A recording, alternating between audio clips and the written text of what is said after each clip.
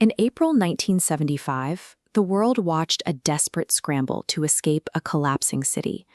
For the United States, it was the final, chaotic punctuation mark on a military disaster. But long before American helicopters were lifting off those rooftops, Vietnam had endured a grueling, decades-long fight against foreign powers. First, they fought to expel French colonizers, and then, during World War II, Japanese occupiers. Out of this relentless struggle for independence emerged a highly organized resistance. Led by Ho Chi Minh, a nationalist who embraced communist ideology, this movement was built on one clear objective: total sovereignty. When foreign powers looked at Vietnam again, they saw a Cold War chess piece. They failed to account for a nationalist movement that had already been forged in decades of constant combat.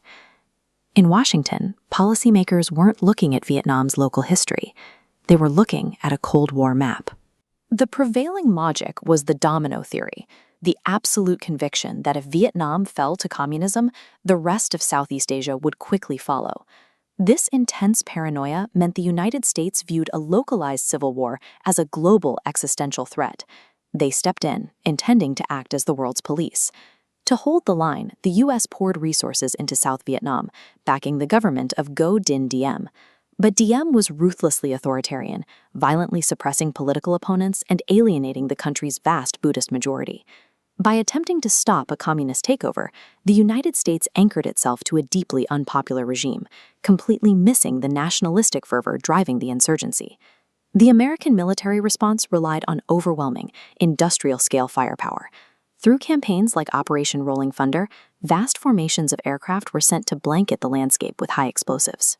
To flush out an enemy hiding in dense vegetation, they deployed chemical weapons, spraying millions of gallons of Agent Orange and napalm to systematically strip away the jungle canopy itself.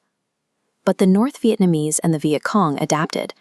They refused to meet American forces in open, conventional battles, choosing instead to vanish into the landscape and strike from the shadows. To keep their forces equipped, they built the Ho Chi Minh Trail.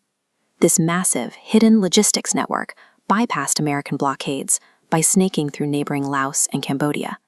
Where the U.S. relied on heavy airlift operations, the Vietnamese relied on extreme human endurance, moving weapons and food for hundreds of miles on foot and by bicycle, under the constant threat of airstrikes. For American soldiers on the ground, the environment itself became a weapon. Navigating dense foliage, constantly scanning for tripwires and sudden ambushes, created immense, unrelenting psychological trauma. All the technological advantages of a superpower evaporated. An insurgent force had successfully dictated the terms of the war, making conventional victory impossible. In 1968, the North Vietnamese launched the Tet Offensive, a massive series of simultaneous strikes on major South Vietnamese cities shattered the U.S. government's repeated claims that the war was nearly won. And for the first time in history, the raw, uncensored brutality of combat was filmed by reporters and broadcast directly into American living rooms on the nightly news.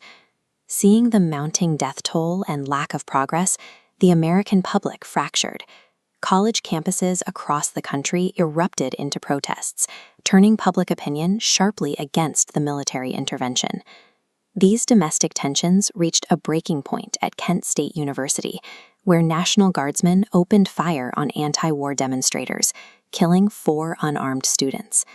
The United States was caught in an unwinnable situation. They were bleeding out soldiers in a distant jungle, while rapidly losing the political will to fight back at home.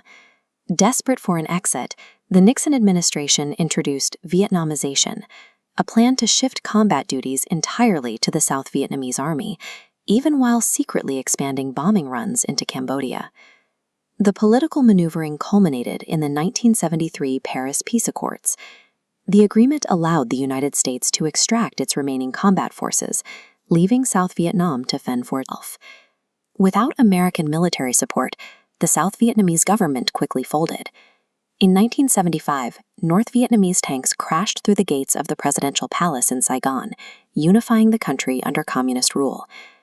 After 20 years of conflict, millions of casualties, and immense economic cost, the United States watched the precise outcome they had gone to war to prevent become a reality.